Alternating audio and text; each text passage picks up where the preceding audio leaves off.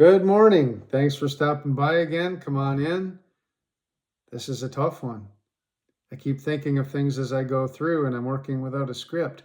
This is, I think I'm going to call it risk. Who's got the risk?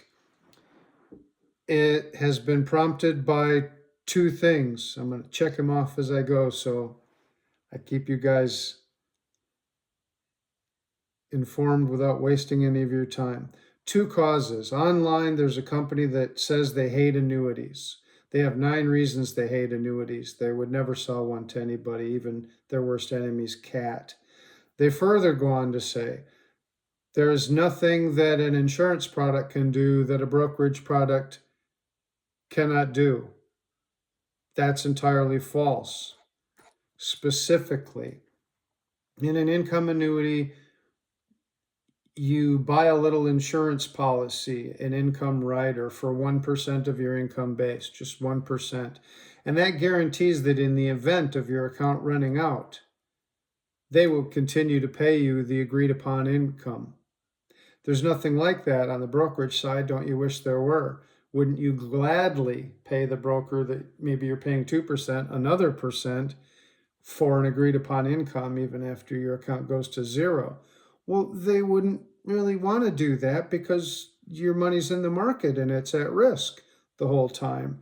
So that's what we're going to talk about is the risk. And the income plans that I mentioned have been around since the Middle Ages. So since about the 1640s, people have been giving up an amount of money and receiving an agreed upon return, whether it's food, clothing, or actual cash for their life, however long it may be. Nothing like that available. On the second side, I said there was a second cause. I mentioned I don't have a script for this one. I usually do because I run it through artificial intelligence to check for compliance. Have I overstated my position? Have I understated the brokerage side or made them look worse than they should? Just the brokerage system, not the advisors. I used to be an advisor, so not so much. What happens is in a lot of my videos, I like to say things like pay to play, which is true. If you don't pay an advisor, you don't have one. But sometimes I also say you're paying your advisor to put you at risk. And the AI comes back and says, hold it, you can't say that. They're not always putting people at risk. And I said, yes, they are. And I'm not excluding any of the risks on my side, but yes, even if they put you in bonds, even if they put you in CDs, they're putting you at risk. I just thought of this. They're putting at risk because of their, let's assume their fee is 2%. They're putting at risk because of that 2%. That's going to work against any other plan that you're working on. But besides that, the risks that are out there are important and need to be considered from both sides. My phone closed on me. So we're going to go through the risks, and then we're going to discuss on the brokerage side what they say might be risk-free, or what my AI actually insinuates that I'm being unfair about when I say you pay your advisor money and they put you at risk. So the number one risk that people talk about, opportunity cost. You have 3 choices, A, B, C. You choose A and B does better. Very simple. You go, darn, I lost the opportunity to make more money. Example number 2 is reinvestment risk. That's mostly for fixed period investments like CDs or bonds, or on my side, there's something called a multi-year guaranteed annuity. Meaning that when they need to be renewed or when they expire and you have other opportunities, the market may be down, the economy may be down. And that's, you left yourself open to that possibility when you picked a specific time period for your choice. Purchasing power risk. That simply means that inflation has gotten away and eroded your risk or your return, sorry. Maybe even eaten it up completely, like 8 and 9% inflation after COVID or during COVID. Now, purchasing power risk, both sides. on their CDs and their bonds. And on my side, because you pick a 1-year, 3-year, multi-year guaranteed annuity, and you could be overcome by inflation. However, shine the flashlight back on the accuser that hates my side of the world. Again, their assumed 2% fee, chewing everything else up. So they've always got that on their side. Number 4, market risk. Market risk is kind of obvious on the brokerage side. In the investments of mutual funds, ETFs, stocks, things like that, not so much in the bond and CD and money market things they have. Market risk on my side, not really present. Fixed income annuities generally guarantee no loss of principal, 0, period. I have one product where you agree to take a 10% loss from your annual account value.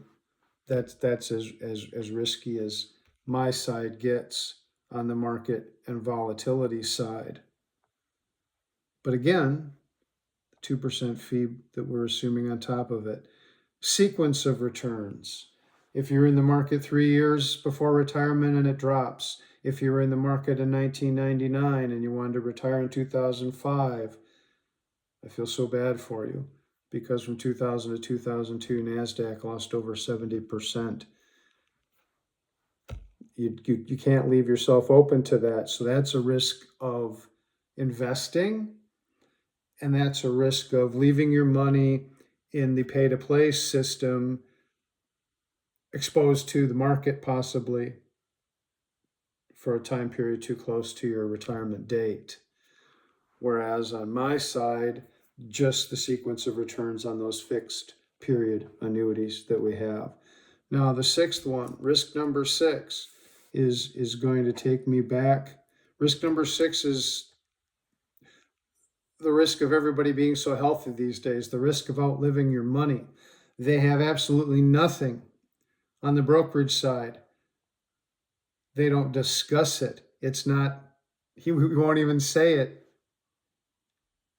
But I'm going to say it because that's what my whole business is about. And that's the devil in the details, or whatever you want to say, the hidden trap that nobody talks about. Risk number 6, outliving your money. Because if you stay in the brokerage, they have what's called a 4% rule they generally deal with. They feel that you can get through your retirement if you only take 4% of your balance out. That includes you'll be able to pay a fee and you'll be able to weather ups and downs in the market. But at no time will you get money after your account goes to 0. So I'm saying when you get close to retirement, get to retirement, those 6 risks are much heavier on the brokerage side and can more than decimate. It can totally destroy. If you lost 70% and you were in the NASDAQ, I believe S&P lost around 50. Either way, devastating to anybody that wanted to retire in 2003 or 4 or 5. They were probably looking for work or looking for a more affordable place to live or way to live. Mosquitoes in the house. So again, they have nothing. And here's a line that I wanted to make sure that we covered. The difference between the brokerage and my side. By contractual law on my side, you are trading the catastrophic downside, the potential of 100% loss on the brokerage side, for a controlled upside. If you can't lose anything in a fixed index annuity, obviously you have to share the upside. So it's going to be very controlled for you because you have to share it with the insurance company, and they're going to take more. They're going to limit your participation rate, or they're going to put a ceiling on the amount you can get. But calling that trade-off an opportunity cost, as the annuity haters do, calling that trade-off an opportunity cost assumes that you would have been perfectly fine taking on that 100% downside risk just to chase the extra upside. And I don't think that's true. That's not true for the people I sit down with. right? And that assumption that they would have been perfectly fine taking that risk defeats the whole entire purpose of buying a guaranteed safety instrument in the first place. So, you turn the flashlight, and I may do a couple quick videos on the 9 reasons this company lists, because it doesn't have to be specifically about them. They're reasons that the brokerage side often uses to spread doubt and worry about the insurance side, which is kind of ridiculous.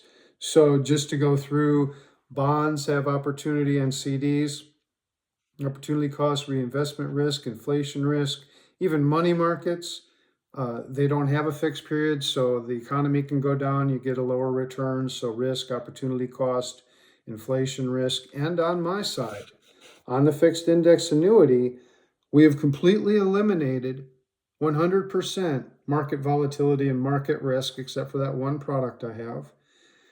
There's still opportunity cost. But as I said, yes, you can get more than the 2.5, 3, but then you have to open yourself up to the 100% possibility downside. So I don't want to lie and say it's not there, but come on. It's a whole magnitude, as I said earlier, on the other side.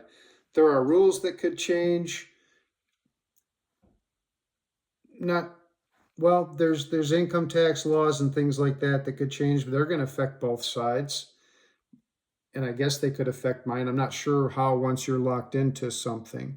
Most tax laws have grandfather clauses. And then the liquidity.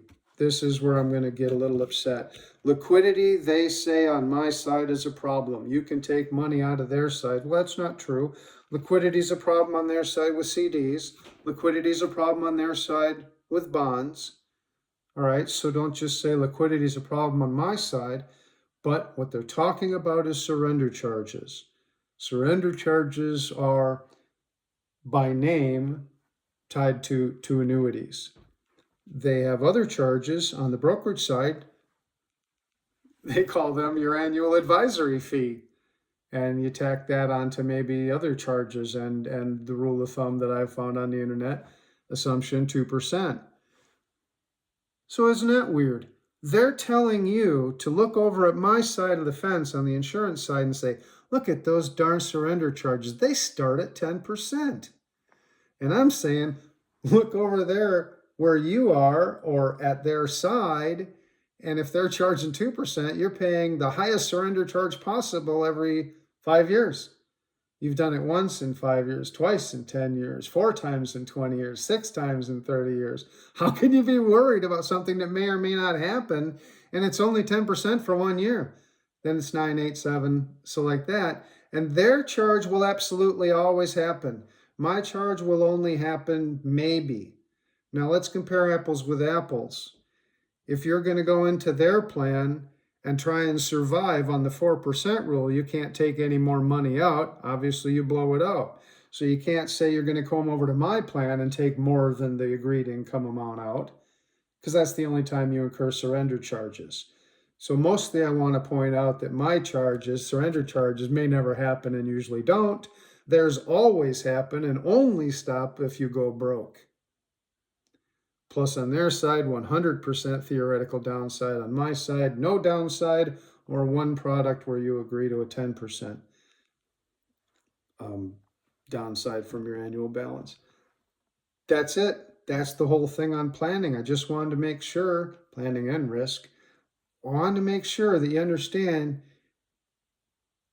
if you're my clientele approaching retirement or in retirement, you can't plan with them because there's just too many unknowns. On my side, you can plan. There is safety. There are guarantees. And I've pointed out the risks, and they may or may not be relevant to you.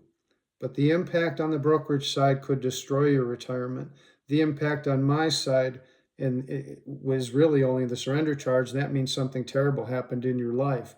And if that happened on either side, you're going to blow it up. But you're going to pay them and you're going to blow up the plan, right? On my side, you're not paying annual fees. You just have that 1098. Maybe you don't have to, if something happens, maybe you have to blow it up in the 3rd year that's left. Maybe you pay a 3% charge. But most of the people I sit down with around 65 years old have been 20 years paying about 2%, rule of thumb. You do the math. Decide if they could be coming to me with more money if they'd known the rules and been able to do it differently. But that's for another time. This is just about risk. I hope I made my point. Thank you so much for listening.